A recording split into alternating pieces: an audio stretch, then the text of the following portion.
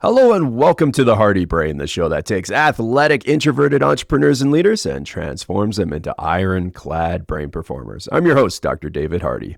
And today on our show, we've got another amazing guest. He is a keynote speaker, a best-selling author who guides ambitious professionals to pause under pressure.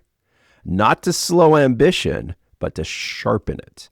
Welcome to the show, Charles Achampong. How are you doing today? Thank you so much. How you doing, David? Thank you so much for having me on the show. Oh, I'm excited about this because how many professionals out there are just way too ramped up? Like it's just a Yeah, go-go world, right? it is. There's so much volume in the world. It's hard to kind of discern like anything, the things you need to focus on and all the noise that's going on around you. And it's hard. I mean, the devices that we have now in our pockets kind of do everything for us and are continually buzzing and screaming for our attention. And you want that dopamine hit of seeing, back in the day when it was a BlackBerry, why is that red light flashing? Or now, Right. why is your phone buzzing? You want to be able to get that hit. And, there's always, we're always continually being bombarded. So how you are able to discern the forest from the trees is always a bit of a challenge. But we are all Yeah, susceptible to it. Whether if you're kids or professionals and anything in between. absolutely. And Yeah, well, you were kind of in the corporate go world for what, in a couple decades there? Kind of yeah, walk yeah. us through what your world was like, and then how'd you come across this? No, we need a pause. Yeah, great question. I mean, working 20 plus years in the public, private, philanthropic, non-for-profit sector, wide variety of great roles, interesting roles, are really focused on partnership development, stakeholder relations, that type of thing. I've been very fortunate. Everything from working on the Olympic Games in 2010 in Vancouver Nice. to working more recently with an organization called MyTax that did a lot of work around innovation around talent mobility and overseeing all of their international partnerships and traveling all around the world and supporting some of the work that they're doing as well. It's been a phenomenal experience. Spent some time at one of the big banks, Scotiabank, overseeing a significant portion of their philanthropic budget. So it's a fulfilling opportunity of being able to invest the bank's resources in charities and nonprofits that align with the bank's mission. So that was all an amazing experience. I've been very fortunate that I've had a really rewarding and fulfilling career. I continue to do so, a bit maybe atypical or not as traditional as what most people are used to or accustomed to. And Okay. then really my spouse, on our honeymoon of all things, we just actually celebrated our 15-year wedding anniversary. And Congratulations. thank you. Yeah, it just reminded me of the kind of experience and story. This all came to pass. We took our honeymoon in Brazil. So we were in Rio de Hmm. Janeiro for our honeymoon. Amazing experience. We were, I think it was one of the last meals we had just before heading back to Toronto, where we're based. And beautiful little bistro cafe around the corner from that kind of iconic Copacabana beach. And my wife reaches over and touches my hand and says, I have something to tell you.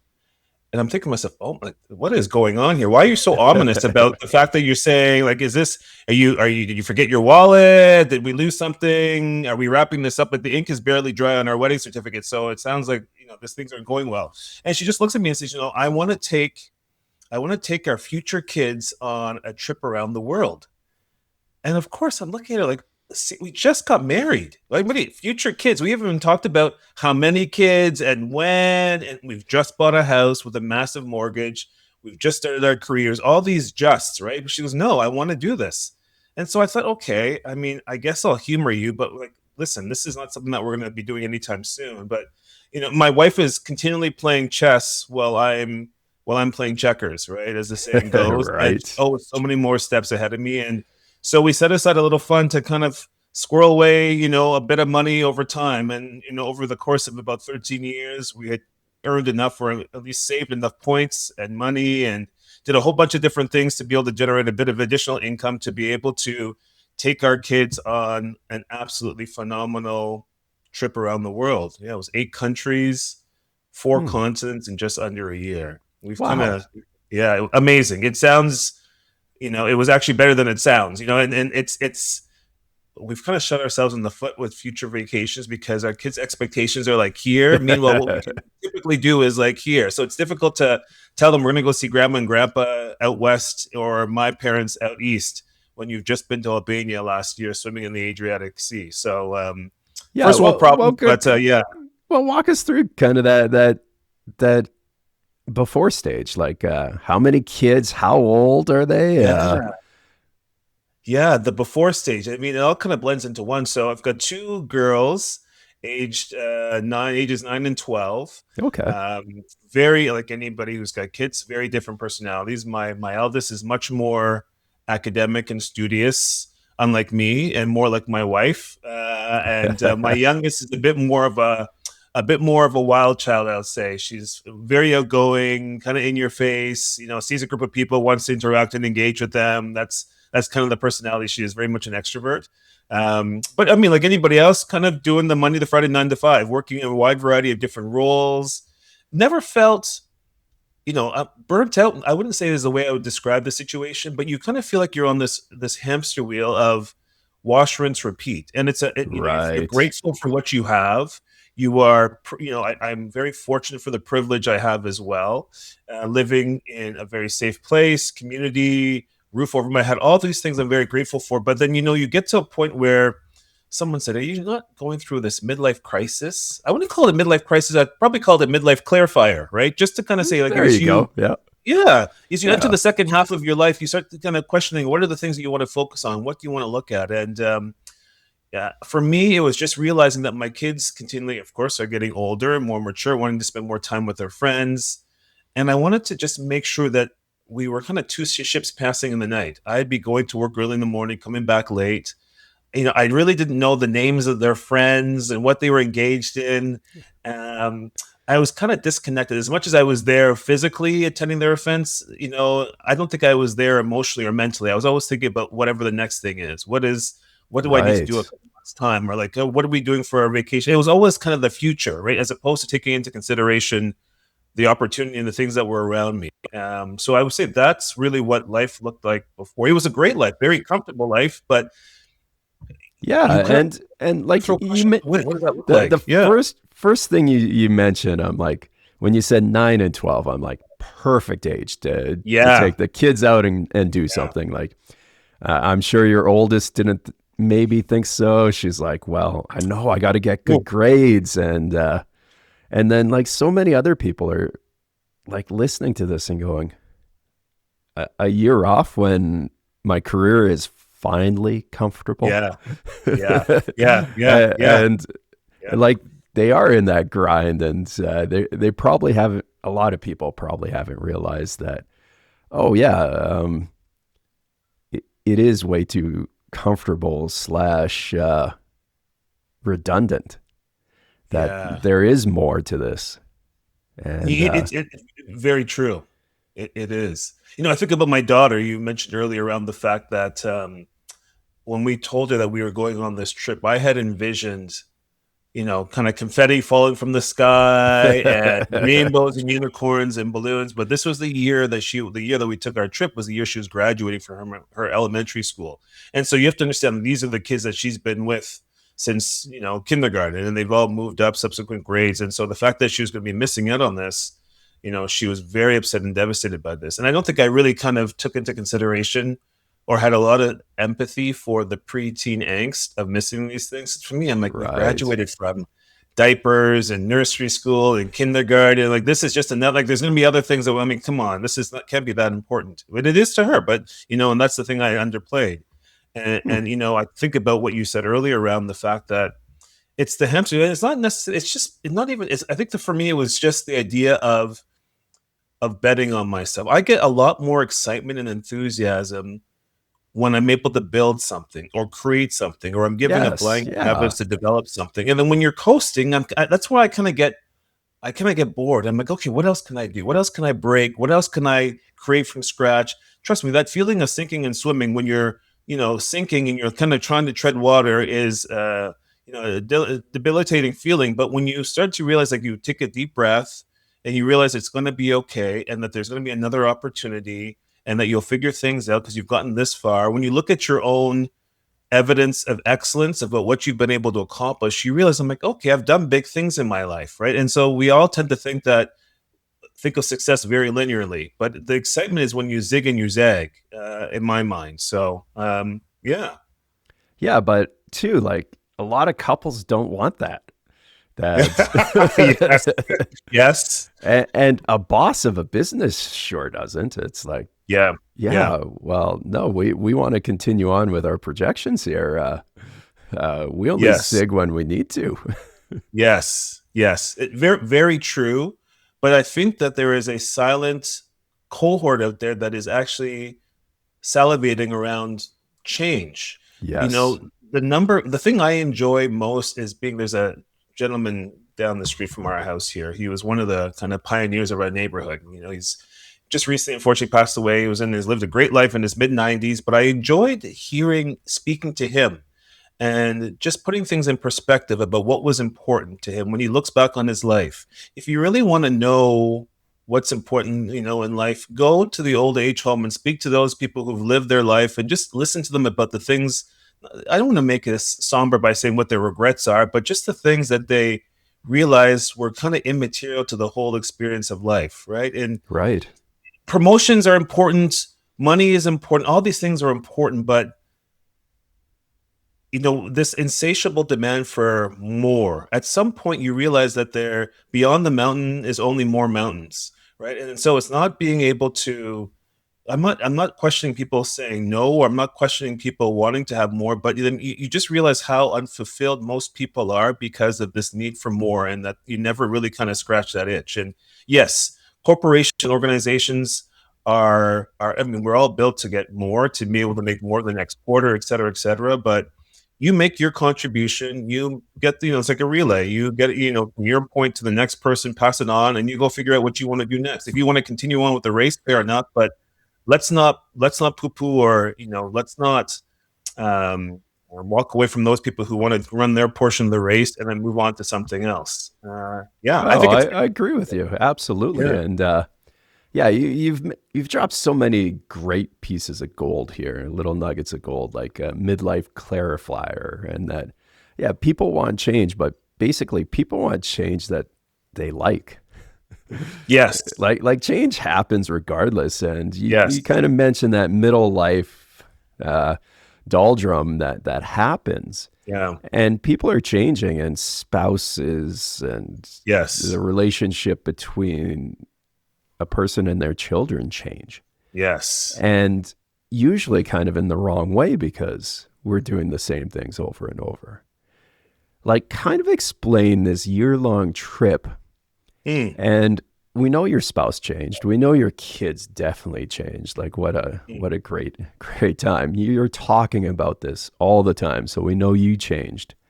But how did you guys kind of change together in that mm. positive direction instead of that typical midlife, oh, well, this isn't what I expected? Yeah, that's a great question. I underestimated in many ways, David, how much we would enjoy each other's company. I figure, going away for a year, we're going to be at each other's throats. And please don't get me wrong there. No, Yeah. this is not rainbows and unicorns. We had our moments like everybody else, but I think that if we were to do it all over again, we probably would have done it for a much longer period of time. And I'll tell you why. Partly the thing with the fact that we really enjoyed the idea of being able to spend one-on-one time with each of our kids. So we didn't espouse to this kind of herd mentality of all four of us having to go and do every single thing as part of our journey. Each of us have our own individual interests, right? So when I wanted a bit of alone time, I would go do my thing. When my spouse on our trip wanted a bit of alone time, she'd do her thing. We would even divide and conquer when it came to spending time with our kids. So I would take my youngest, she would take the oldest. We'd spend the day away from each other doing our activities and then come back and have this kind of engaged conversation about what it is that we did or learned or experienced. And in many cases, I remember we'd get together for dinner, we'd be at a restaurant, and we'd be the last family chatting away, doing things, and all the things that we learned, right? And so Nice. I think we enjoy each other's company. We've gotten closer because of the fact that we were able to spend time apart. We're able to realize that we're not one. We're one cohesive unit, but we all have our own joys and interests and experiences and things that we want to be able to do as well. And I think as well, one of the things that we recognize through travel was the fact of how much of a privilege travel is and how much of a privileged life that we have as well. To be able to see and witness, the level of happiness that some individuals have with not having the same benefits and all the things and all the material possessions that we have, to be able to see the ingenuity and the innovation of people who have far less, to be able to see how gracious people were and how engaging they were of us without really knowing who we were. Like all those things kind of change in many ways, and the fact that we're much more appreciative of each other and what we have of each other, and there's a sense of, I don't know, love, camaraderie, that all of those things, like, you can't put a value to. So I think that changed a lot. And I think what's changed even more is not even necessarily what happened during the trip, but after the fact, and the fact that we each got to know each other much better. I've done a complete 180 in terms of what I now focus on. And I think I've even just engaging my kids. There's a bit more of I think for me, there's more of a realization that the time I have with them in terms of the relationship I have with them is definitely going to change, as you mentioned. But as they get older and as they spend more time with their friends, and whether, professional work, and if they decide to, get in relationships, all those things are all going to be things that my relationship with them will change. So I'm much more I'm much more forgiving, and much more open to spending much more time with them, good quality time, where I can be much more present and engaged and ask thoughtful questions about what they do, and their trials and tribulations, and just, yeah, that has all really been encompassing of what we've done as a family and how we become much more cohesive as a unit. Right. Now you mentioned now we can only do kind of small little vacations, but Yes. um, are you planning another reset in the future? Yeah, that's a great question. I mean, we've got an immediate trip coming down the pipeline in a couple of weeks, or even next week, where we're leaving for Montenegro. Oh, We'll be nice. there for Yeah. about just about 3 weeks, with some time in Poland as well. Um, so as for major things, like, I don't think we could have, as much as we were planning this trip around the world, I don't think we could have ever envisioned. I don't think I could have ever envisioned that we would actually ever pull it off. Um, and then the kids are starting to weigh in on wanting to provide suggestions and ideas as to where they want to go to. So we'll have to see what that looks like. But I never say never, right? As they get Oh, older and as they exactly. want to Yeah. pursue international exchanges and educational exchanges, maybe there's an opportunity there. But there'll never be a trip that we've done at that age that they were at. And I don't think we could ever look at replicating what we experienced with them. So I wouldn't think I'd want to recreate it. I'm just very happy for what we Oh, had, no, it would and the have to memories be on the wall around different. that. Yeah, Yeah. exactly. Yeah, Yeah, it's a different chapter, and definitely, yeah, definitely. Yeah, absolutely. yeah. Now, this is obviously like a big kind of reset, regather, reclarify.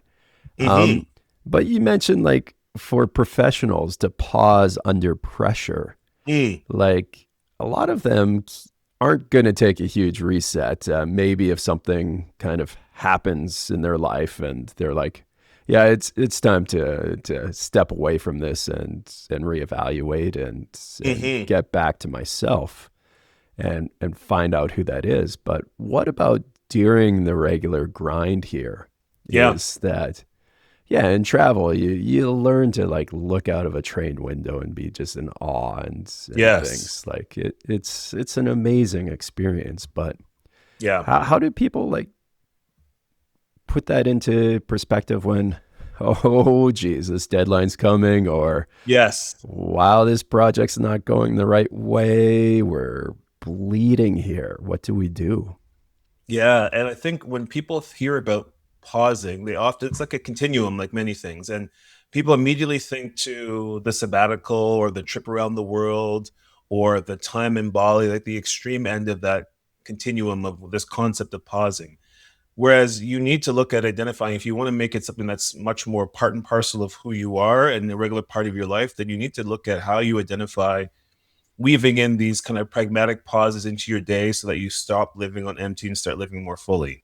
And for me, it's the pause is really that gap between when something hits you in the face and how you respond, right? That gap Right. between stimuli and response. And for me, that gap, that pause, that space in between is where you get your best thinking. So a pause could be a couple of seconds where you actually just take a deep breath before you respond to someone's question, or it could be when you're in the heated conversation or a very heated, situation where you ask a clarifying question to give you more time to process and to kind of think through what it is that you want to respond to. Or it could be just taking 24 hours to sleep on an idea before coming forward with a proposed approach, right? There's different things. I mean, there's this interesting now when Gmail, for people who have a Gmail account, for your listeners who have got a Gmail account or Gmail, use a Gmail platform, right? One of the things that they've included that I don't know if everyone's noticed, that when you send a message, it gives you a 5-second buffer to decide whether you want to undo that message that you sent. They've the pause. They're protecting us from. They're saving us from ourselves essentially, right? And so when you send a message, you've got 5 seconds, right? And so you can either undo the message or you can allow it to send through to your recipient, whoever you're sending it to, right? So there's different ways in which you can weave in these pauses into your day so that it's not something that is this vacation, sabbatical, afternoon off that is not sustainable, that is not feasible for many people, because what we did was not feasible. So you look for ways in which you can identify these kind of tactical pauses, whether it's a physical reset of not just breathing, but stepping outside for 2 minutes, changing rooms, shifting your posture, right? A lot of work around neuroscience is very solid from that perspective. Like this is your world where, Yeah. this idea that urgency sometimes creates this tunnel vision, literally, right?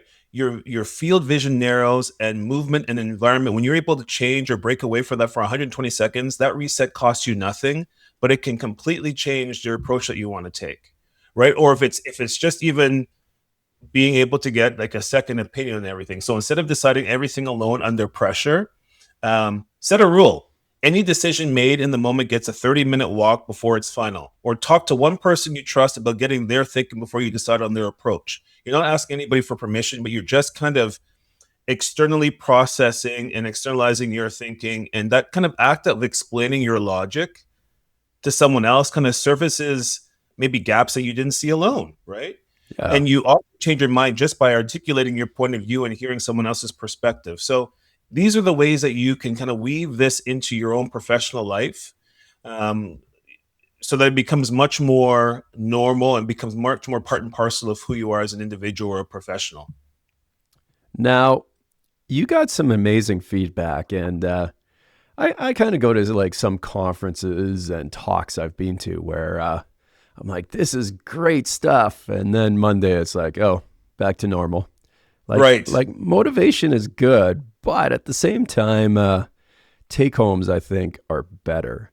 And Yes. you got the feedback from, I believe, one CEO saying Yes. this wasn't a motivational talk. This was something that grounded me. And Yeah. I think that's such a great testimonial right there. Can you maybe walk us through what some of these professionals you've worked with have taken away that was like, oh, this changes things, and yeah, I don't want to go back to that stressed reactive mode I was in all the time. Yeah. It's interesting. I when you work with professionals, it's very interesting because I think someone who used to work on Bay Street, as someone who used to work on Bay Street, people need to be able to get their head around practical things that they could implement right away. Anytime you're invited to speak at a conference or any opportunity you're given, people want to know, like, what are the tactics that I can employ? Yes, it's good to be able to talk about the theory and the frameworks, to know that it's backed by something a bit more solid with a bit more rigor. But at the end of the day, how do you apply that to the individual that's sitting in the audience? So, I think my job as a speaker is to both educate and to entertain people. Yes, And yeah. and if you educate them and entertain them in a way that they walk away with something tangible, that's all the more reason for you to continue the work that you're doing. And so when this head of the organization CEO came up to me of an association where they said, this is so practical. These are things that I can kind of weave in as part of my day. These are things that we can actually get my team to or start to employ as part of the work. And that's what you walk away thinking, like, wow, that is, when you hear about the before, when things were frantic, where they have a lot of different things that they can do, many different strategies, many different frameworks, but at the end of the day, it's being able to give people three kind of very tangible and tactical things that they can employ that's related to their work, so that they can actually employ that in the work that they do. And for me, it's so invigorating to know that people walk away with something tangible. I think the biggest thing for me was that often I think that, oh my, am I actually adding any value? Isn't this, in my mind, is this not common sense? Right. But then you realize it's common sense, but it's not common practice. Right. And Right. I had to get over my own kind of Achilles heel and my own kind of imposter syndrome to think that I was offering anything that was of value or any new insight. But then you see people writing down notes, and you see people you send you notes after the fact saying, oh my God, that was so helpful. That was so useful. I'm going to be able to get my team to now employ this. Can we have you come back and do a bit more of a deeper dive on some of the things that you talked about? It was only a 45-minute talk or an hour talk. And I think that's the piece that I get excited about, being able to see the delta and that change. Awesome. Now, you also explore this topic on your podcast, correct? I do, yes. Yeah. People who have paused and pivoted over the course of their personal and professional lives. Yeah. Wow. And yeah, what's the name of the podcast? And Yeah. Yeah. who are some of the people on it? Yeah. So Or we've I mean, stories? amazing experience. I mean, it's so the podcast is called When We Pause. Hmm. And I've had a wide range of guests who've come on who have shared their own examples and stories of, former corporate executives that have now decided to walk away from their jobs and either open up a small business, mom and pop business, who are now either getting into um, being able to provide services such as meditation or yoga. I think one of the things I've enjoyed the most has been being able to connect with old friends and colleagues who have now done major pauses and pivots within their own life.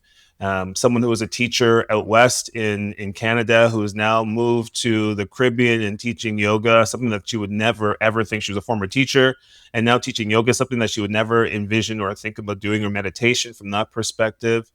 I think about former managers and bosses that I used to work with as well that have now done major pivots in terms of walking away from their corporate careers to be able to spend time with family or with elderly parents, and just kind of giving them a whole new focus. Another person who has decided to volunteer their time, they realize, they've hit their whatever the financial number was that they're working towards, and now they want to spend all their time volunteering and giving back from that perspective, serving on boards or helping at food kitchens. So there's been such a wide array of individuals who have done complete changes and pivots in terms of their own work. And it's been fascinating to be able to reconnect with those individuals in my network, but also more importantly, just to let people know that it's possible.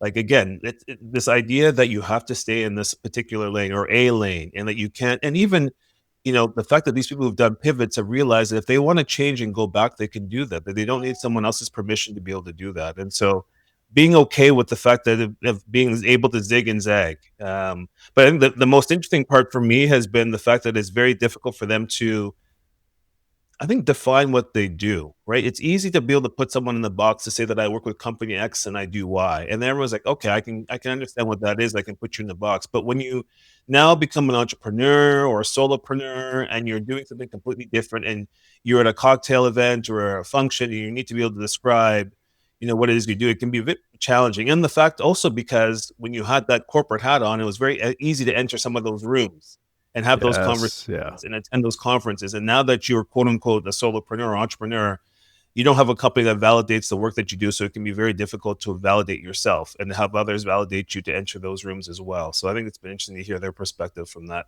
angle. So, what do you think it is about corporate life that people need to pause or get away from? Yeah. So I don't necessarily think they need to get away from it. I think that the piece for me is to be able to just step back and look at it from a very holistic perspective, and to realize that there's nothing wrong with corporate life. I'm someone who was a child of corporate life. My friends and family have all been accustomed to corporate life as well. But just to realize that, corporate life doesn't necessarily define you, right? You need to be able to define yourself as to what you are interested in and what it is that you're capable of doing, and to be able to explore. There's a balance between, yes, you've got to pay the bills and make ends meet and make sure you have a roof over your head. But I find that there are a lot of people who are very creative and very ingenious when it comes to being able to create products and services for themselves. Like, there's a whole new focus around entrepreneurship. And um, I think that when you put out whatever it is that you want to do out there, the universe responds. People come out, and for me, it's been very interesting to see as I made this kind of transition back when we returned back from our trip, and I applied for jobs, and I just had this voice in the back of my head that said, you know what, I'm not meant to go back to the corporate world. There's other opportunities that I can explore. Now, this is very scary for me, right? And of course, because I'm been so used to what I've been used to. And so this idea of betting on yourself can be very scary. And so whether you want to not just jump into the deep end, but to tip your toe in, to explore it in some way, to join a chamber of commerce, to enjoy a business improvement associate, BIA, there's so many different groups where you can kind of explore this, scratch that itch. And I just see a lot of people who are unhappy because, you know, I'm doing my job, I'm getting paid, and there's, especially in the economy, in the world that we live in with AI and cutbacks and changes, we are far more resilient than I think we give ourselves credit. And I think that's the piece. And you don't really understand or see that resiliency until you're forced to sink or swim. And you never really, I kind of equate this idea of pausing, in many ways is like a comma in a sentence, right? It gives you a moment to breathe and to reflect before you continue on with the rest of your sentence. And it's not an exclamation mark, it's not a question mark, but it's a moment for you to assess where you are before continuing on. And if you don't be strategic of placing that comma in your own sentence, then someone else is going to do it for you, whether it's a job loss, whether it's a health setback, whether it's challenges at home with the family. So be the author of your own sentence. Take the pen and take control of what it is that brings you joy and explore those things in a very intentional way. I love it. It kind of sounds like the title of the next book is Pauses Happen. Yeah, I love that. I love that, dude. There's so much work in putting together my existing book around the world in family days. And Yeah. I love telling our story from that perspective. But yes, I think there's another book in the offing at some point in the future. Not sure when and what the focus will be. Got many different ideas, but I'm enjoying talking about my existing book, my current book now. I love it. And how do people find more? Like, Yeah, you got some amazing talks online. Once again, the thank you. book. Yeah, how do they reach out to you? Yeah, so you can check out my website, charlesachampong.com, and probably include all those details in the show notes. And then also as well via LinkedIn. So you can look me up on LinkedIn where I post a lot of my content and material, or on YouTube under my name, Charles Achampong, as well, or via Instagram at Around the World in Family Days. So you can learn and listen more about our story of our experience on the trip around the world, how we did it, what we did financially to do it, the change that we saw, what we experienced. And there's a number of exercises that I've included as part of the book at the end of each chapter around the world in family days. But that was a joy to write and to be able to capture the change that we each had as a result of that experience. So that's where you can find me and learn more about some of the work we're doing, and as well as my podcast, When We Pause, and coming out with the second season later in the summer, early in the fall, to talk about even more interesting stories of people who've paused and pivoted throughout the course of their career. Fantastic. I look forward to this. And once again, thanks for sharing everything with us. And what an important message, because so much of the performance world is geared towards go. Yeah, And, performing yeah. at all times. Exactly. And you do need those pauses, short, long sabbaticals, something to refresh things and get things in perspective. So I love the work you're doing, Charles. And for everyone listening, definitely check out Charles Achampong. And, well, stay tuned to the next episode of The Hardy Brain, the show that takes athletic, introverted entrepreneurs and leaders and transforms them into ironclad brain performers. Take care.